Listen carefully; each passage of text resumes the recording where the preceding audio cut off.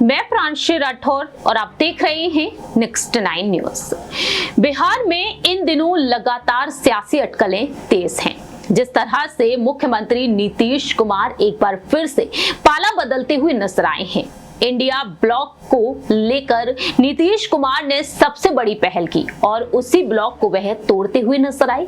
जी हां, आपको बता दें कि 28 राजनीतिक दलों का एक ब्लॉक बनाया गया और इस ब्लॉक में से सबसे पहले जेडीयू ही बाहर हो गई।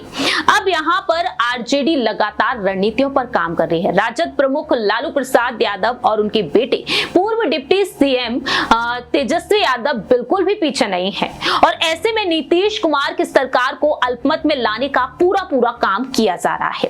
जानकारी दे दें कि 12 फरवरी को बिहार विधानसभा में फ्लोर टेस्ट होने जा रहा है और इस फ्लोर टेस्ट से पहले साफ तौर पर राजद की तरफ से कहा जा रहा है कि खेला तो अब होगा।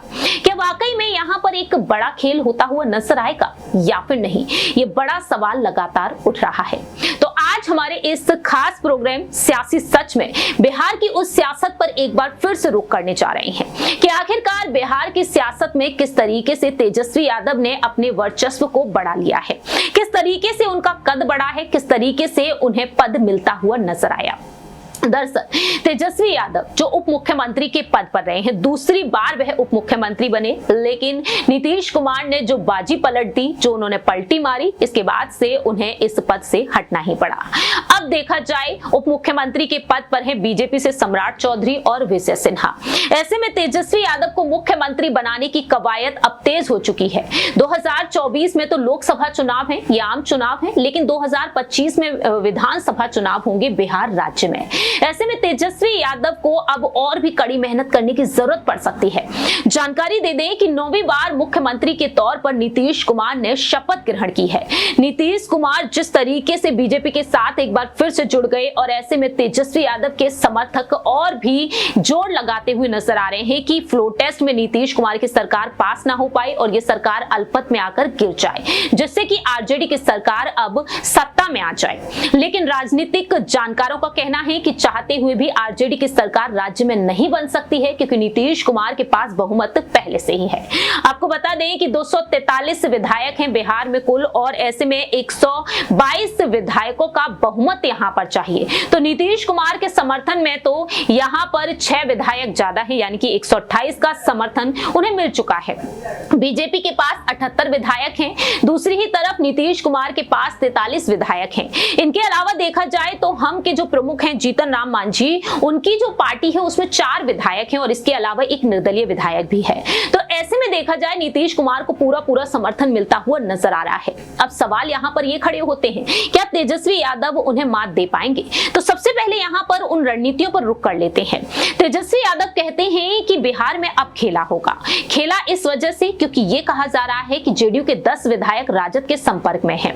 दूसरी ही तरफ तेजस्वी की जो पत्नी है राजश्री यादव, जिनके सोशल मीडिया अकाउंट पर एक पोस्ट देखने को मिला जिसमें कहा गया कि 17 विधायक जेडीयू के गायब हैं और ऐसे में राष्ट्रीय को लेकर भी अटकलें तेज हो चुकी हैं कि राज्यसभा लालू प्रसाद यादव उन्हें भेज सकते हैं। खैर राष्ट्रीय पर क्या कुछ फैसला आएगा कि वक्त के साथ साथ जानेंगे, लेकिन यहाँ पर तेजस्वी यादव अगर वाकई में जेडीयू के 10 विधायकों के साथ संपर्क में हैं तो नीतीश कुमार की सरकार को अल्पमत में लाया जा सकता है, क्योंकि यहाँ पर जीतन राम मांझी को मनाने की कवायद तेज हो चुकी है।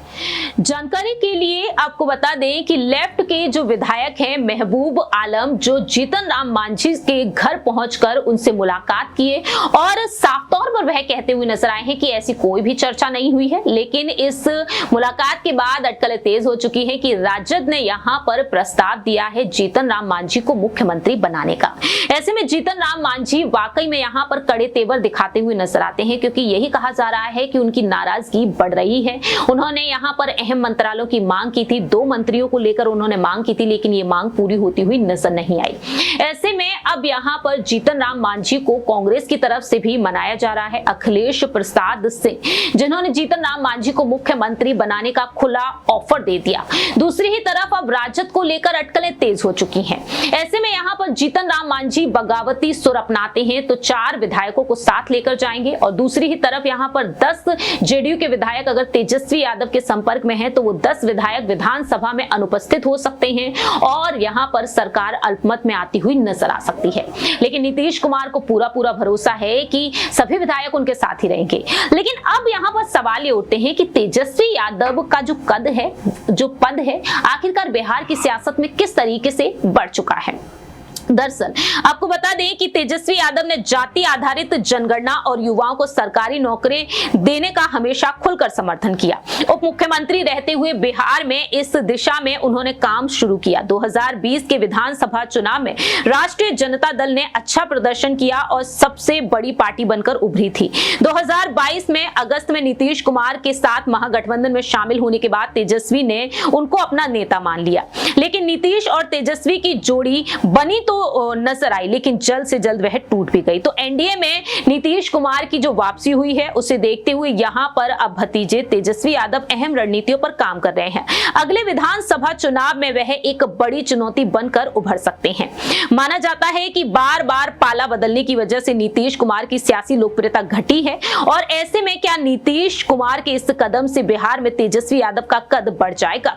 तो इस बीच यहां पर कई ऐसे वरिष्ठ पत्रकार हैं जिन्होंने अपनी बात रखी है। कहा तो ये तक गया है कि तेजस्वी यादव ने एक नेता के तौर पर खुद को साबित किया है, लेकिन इससे उनके कद पर कितना असर पड़ा है, कि उनका कद बढ़ा है या नहीं, इस पर कुछ कहा नहीं जा सकता। हाँ, एक बात जरूर है कि नीतीश और बीजेपी का कद घट गया है और जाहिर तौर पर इसका फायदा तेजस्वी को हुआ ही है।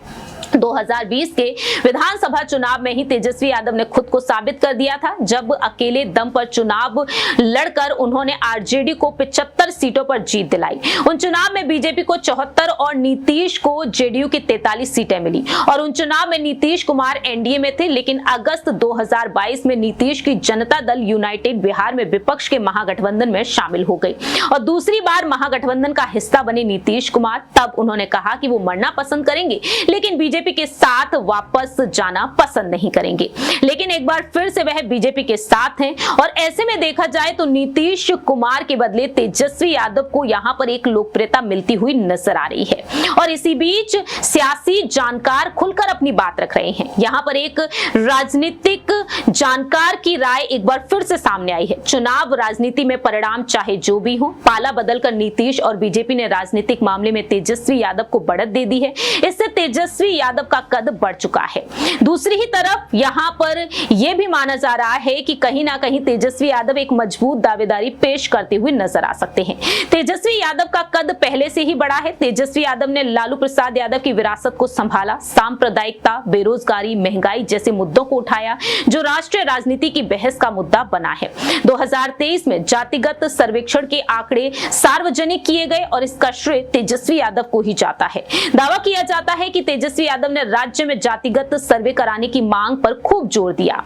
तो ऐसे में देखा जाए तो तेजस्वी यादव को एक बड़ी बढ़त यहां पर मिल चुकी है। इसके अलावा देखा जाए तेजस्वी यादव ने जातिगत जनगणना में जिस तरीके से अहम भूमिका निभाई है, इसे लेकर एक सियासी जानकार का मानना यह है कि जातिगत जनगणना एक ऐसा मुद्दा रहा जो तेजस्वी यादव ने उठाया था और बाद में उनके सभी विरोधी दलों का इसका समर्थन करना पड़ा। बीजेपी भी इस मुद्दे का विरोध तक नहीं कर पाई। दावा यह रहा कि जातिगत आंकड़ों के आधार पर ही जरूरतमंद जातियों तक सरकारी लाभ पहुंच सकता है और इस जनगणना के साथ एक ये नारा भी दिया जाता है कि जिसकी जितनी संख्या भारी उसकी उतनी हिस्सेदारी, यानी कि ये संख्या के आधार पर आरक्षण की बात करता है। तो ऐसे में यहां पर यह माना जाता है कि एक ऐसा मुद्दा रहा जिस पर बीजेपी और केंद्र सरकार दबाव में आ सकती थी, लेकिन जातिगत सर्वे की मांग करने वाले तेजस्वी यादव और महागठबंधन को बीजेपी ने ही कई झटके दे दिए। तो तेजस्वी यादव ने यहां पर एक बड़ा दांव खेल दिया है और ऐसे में तेजस्वी यादव एक बड़ा दांव आगे आने वाले समय में भी खेल सकते हैं। बिहार में लोक जनशक्ति पार्टी के नेता चिराग पासवान को लेकर अटकलें तेज हुई। तेजस्वी यादव के करीबी हैं, लेकिन चाचा पशुपति कुमार पारस से अदावत के बाद चिराग फिर से एनडीए में शामिल हो गए, जहां उनके चाचा पहले से ही मौजूद रहे। ऐसे में देखा जाए दोनों ही युवा नेता एक साथ अगर दिखाई दिए तो कहीं ना कहीं बीजेपी को बड़ा झटका लग सकता है। और यहाँ पर तेजस्वी यादव साफ तौर पर जिस तरीके से खुलकर अपनी बात रखते हुए नजर आए हैं, ऐसे में तेजस्वी यादव को एक भारी नुकसान तो होता हुआ नजर नहीं आ रहा है, बल्कि तेजस्वी को यहाँ पर फायदा मिलता हुआ नजर आ रहा है। इसके अलावा मुस्लिम वोट बैंक है, यादव वोट बैंक है, जिसे वह बढ़ावा देते हुए नजर आ सकते हैं अपनी पार्टी के लिए। 2025 में जो विधानसभा चुनाव होंगे, यादव कुनबा चाहता है कि तेजस्वी यादव को मुख्यमंत्री बनाया जाए। बात यहाँ पर जेडीयू की कर ली जाए तो नीतीश कुमार की लोकप्रियता पाला बदलने से अगर घट रही है, तो यहाँ पर जेडीयू के ही जो अध्यक्ष रहे हैं ललन सिंह, उनका समर्थन तक यादव कुनबे को मिलने जा रहा था। जैसे ही यहाँ पर स्थिति को भांप लिया नीतीश कुमार ने, तो उन्होंने ललन सिंह को अध्यक्ष पद से ही हटा दिया। अब यहाँ पर यह देखा जा रहा है कि ललन सिंह पर जो आरोप रहा कि तेजस्वी यादव को वह मुख्यमंत्री बनाना चाहते थे, जेडीयू के 10 विधायकों के संपर्क में आकर, जेडीयू के 10 विधायकों के साथ रणनीति बनाकर वह तेजस्वी को मुख्यमंत्री बनाने की कवायद तेज कर सकते थे, क्योंकि उन्होंने नसीहत तो नीतीश कुमार को भी दी थी कि अब उन्हें इस कुर्सी को छोड़ देना चाहिए, क्योंकि वह कई बार मुख्यमंत्री रह चुके हैं और नए चेहरे को आगे करना चाहिए। लेकिन नीतीश कुमार ने उनकी नहीं मानी, बल्कि यहां पर नीतीश कुमार ने उन्हें अध्यक्ष पद से ही हटा दिया। तो तेजस्वी को ललन सिंह का समर्थन भी मिल सकता है, और बिहार में देखा जाए तो तेजस्वी से हटकर अन्य कोई दूसरा चेहरा नजर नहीं आता है। तो देखना होगा कि आने वाले विधानसभा चुनाव में क्या तेजस्वी यादव ही मुख्यमंत्री बनते हुए नजर आएंगे। बीजेपी ने जो रणनीतियां बनाई है, क्या ये बनती हुई रणनीतियां ही तेजस्वी के लिए फायदेमंद साबित होती हुई नजर आएंगी या नहीं। फिलहाल इस खास रिपोर्ट में इतना ही। बाकी की तमाम अपडेट्स के लिए देखते रहिए नेक्स्ट 9 न्यूज।